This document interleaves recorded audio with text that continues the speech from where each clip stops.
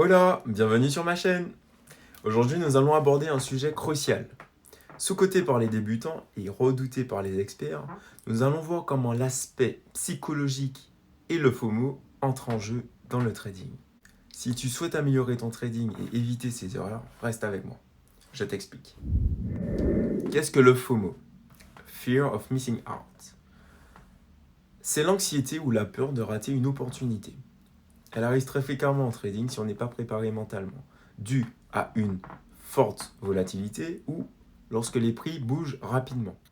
Mais pourquoi est-ce si dangereux?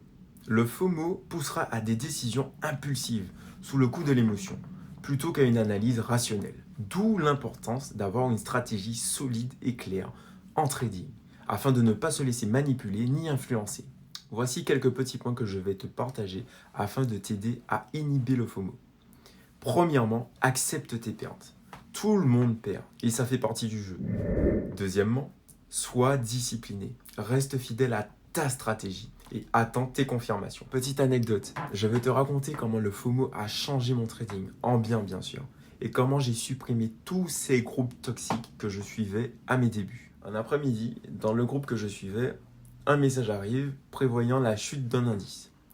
Et moi, dans l'incapacité de vérifier sur mes graphiques, je prépare alors mon lot bien gourmand. Vous pensez bien que l'effet de masse ne m'a pas du tout aidé. Alors, lorsque le message « vendez » est arrivé, je me suis positionné et sans SL. Résultat des courses, moins 1500 balles et le cours a continué dans sa tendance haussière.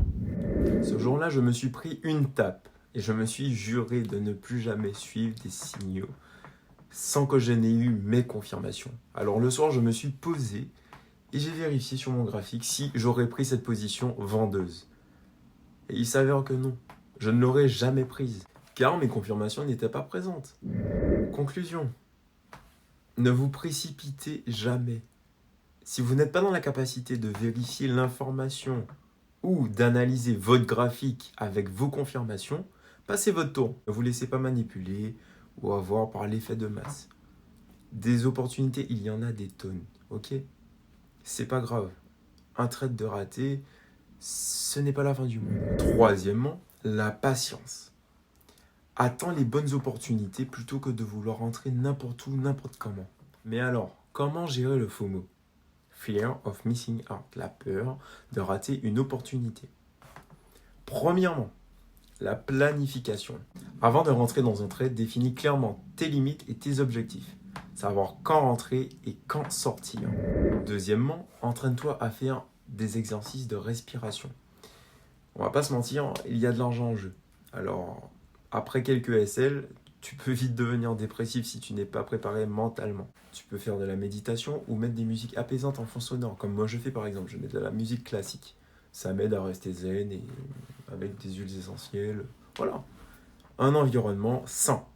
Mais surtout, une chose que tu ne dois jamais délaisser, ta stratégie. Ok? Aie confiance en ta stratégie. C'est pas parce que tu as vécu une semaine de SL que ta stratégie n'est plus valide. Non, du tout. La persévérance est la clé. Trouve juste quelque chose qui fonctionne avec toi pour te détendre. Si c'est manger, alors mange. Troisièmement, une éducation continue. Le jour où tu cesses d'apprendre est le jour où ta descente s'entame. Ne cesse jamais de t'instruire, d'en apprendre plus. Plus tu en sais et moins le FOMO aura le contrôle sur toi. Voilà, c'était un aperçu rapide et essentiel de l'aspect psychologique et de savoir comment gérer le FOMO. Rappelle-toi que le succès en trading ne se base pas uniquement sur des compétences techniques. Il se base aussi sur ta capacité à maîtriser tes émotions. Bravo d'avoir suivi cette vidéo. Tu as maintenant plus le contrôle sur tes émotions. Si tu souhaites aborder un point ou une question t'est venue durant la vidéo, n'hésite pas à me la laisser en commentaire. Je me ferai le plaisir d'y répondre. Ok? À très vite. Abonne-toi, like et partage. Ciao, ciao!